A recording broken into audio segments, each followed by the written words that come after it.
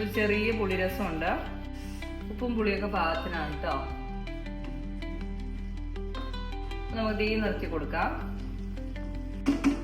കുടംപുളി ഇടാൻ ഇഷ്ടമില്ലാത്തവർക്ക് നാരങ്ങ പിഴിഞ്ഞ് ഒഴിച്ച് കൊടുക്കാം കേട്ടോ.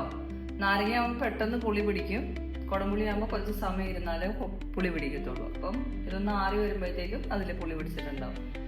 അപ്പം നമുക്ക് നമ്മുടെ കൂന്തൽ റോസ്റ്റ് ഇവിടെ റെഡി ആയിട്ടുണ്ട്.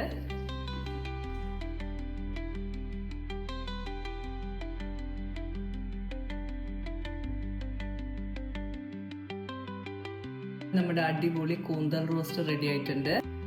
നല്ല ആവി പറക്കുന്ന കൂന്തൽ റോസ്റ്റ്.